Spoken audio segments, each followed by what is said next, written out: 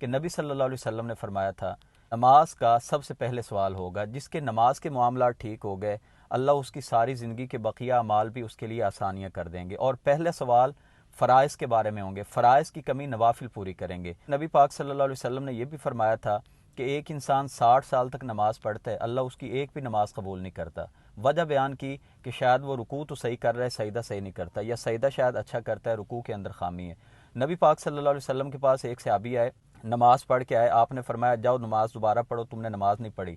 دوبارہ گئے، نماز پڑھی، پھر دوبارہ آئے، آپ صلی اللہ علیہ وسلم نے پھر سیکنڈ ٹائم فرمایا دوبارہ نماز پڑھو، تم نے نماز نہیں پڑھی۔ 3 ٹائم انہوں نے نماز پڑھی، نبی پاک نے تینوں بار فرمایا تو نے نماز نہیں پڑھی۔ حضرت حذیفہ رضی اللہ تعالیٰ عنہ نے ایک آدمی کو دیکھا، صحیح بخاری کی روایت ہے، اور نماز انہوں نے پڑھی تو ان سے کہا اگر تم اسی طرح نماز پڑھتے مر گئے نا تو دین محمد سے ہٹ کے تم مرو گے۔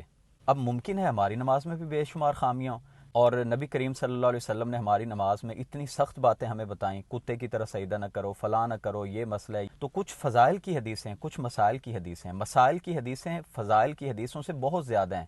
ہمارے ہاں صرف فضائل بیان کیے جاتے ہیں، مسائل کی طرف اتنی توجہ نہیں ہوتی جتنی ہونی چاہیے۔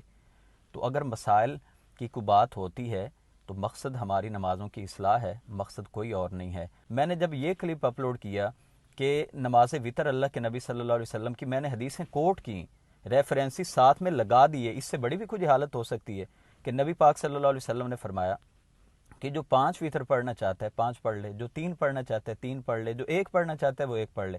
میں نے صحیح بخاری صحیح مسلم کے حوالے کوٹ کیے کہ نبی پاک صلی اللہ علیہ وسلم سے 9 وطر پڑھنے بھی ثابت ہیں، 7 وطر پڑھنے بھی ثابت ہیں، 5 وطر پڑھنے بھی ثابت ہیں، 3 پڑھنے بھی ثابت ہیں، 1 پڑھنا بھی ثابت ہے۔ میں نے تو صرف یہ بتایا کہ نبی پاک صلی اللہ علیہ وسلم سے یہ تمام مسائل ثابت ہیں، لوگوں کو ایجوکیٹ کرنے کے لیے، لوگوں کو بیسک چیزوں کا پتہ نہیں ہوتا، یہ چیزیں بتائی ہیں۔ کئی احباب نے کہا کہ جی آپ ایسے ہی مسئلے بیان کر رہے ہیں جو سارے علماء نے بیان کیے ہیں ان سے ہٹ کے، بالکل ایسی بات نہیں ہے۔ یہ سارے مسائل موجود ہیں، احادیث میں یہ باتیں موجود ہیں۔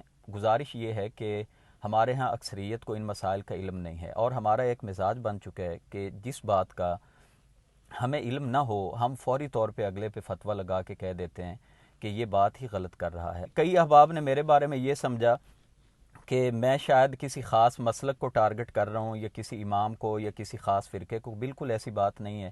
یا بعض نے یہ سمجھا کہ یہ سارے میرے کلپ ایسے ہیں، بالکل ایسی بات نہیں ہے۔ میرے فیس بک پیج پہ کلپس موجود ہیں، آپ ان کو وزٹ کر لیجئے۔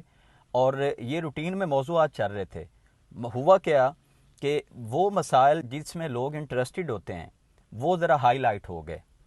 سجدہ سہو کے مسائل تھے، اور اس پہ کہ سجدہ سہو نماز میں اگر 5 طرح کی بھول ہو جائے تو اس پہ 5 انداز میں جو سجدہ کرنے کے نبی پاک سے دلیلیں ہیں، واضح روایتیں موجود ہیں۔ میں نے کسی مسلک کی بات نہیں کی، میں نے کوئی اختلافی بات نہیں کی، متفقہ میں باتیں کر رہا ہوں۔ نماز میں کتے کی طرح سجدہ نہ کرو، یہ صحیح بخاری کی حدیث ہے۔ اب اس میں نے کیا مسلک کی بات کی ہے؟ کرسی پہ نماز پڑھنے میں ہمارے ہاں جو کامن غلطیاں ہوتی ہیں، میں نے ایک کلپ بنایا، حدیث میں نے کوٹ کی، اس میں کیا مسلک کی بات ہے؟ تو ہر چیز کو مسلک کا رنگ نہ دیں، دین بڑا ہے، مسلک اس کے بعد ہے۔ دین کا کام کریں، آپ کا مسلک اسی کے اندر انشاءاللہ آ جائے گا۔ مسلک کی خدمت کر کے دین کو نظر انداز نہ کریں۔ اللہ کے رسول کی بات بڑی ہے، اللہ کی بات بڑی ہے۔ سارے امام اسی اللہ رسول کی بات کی تلقین کرنے آئے تھے۔ تمام ائمہ کے اقوال موجود ہیں کہ اگر ہماری بات کے مقابلے میں، ہماری رائے کے مقابلے میں، ہمارے فتوے کے مقابلے میں تمہیں اللہ رسول کی بات مل جائے، ہماری بات کو ٹھکرا کے تم نے اللہ رسول کی بات کو لے لینا ہے۔ اللہ ہمیں عمل کی توفیق دے اور اپنی اصلاح کرنے کی توفیق دے۔ جزاکم اللہ خیر۔ السلام علیکم ورحمۃ اللہ۔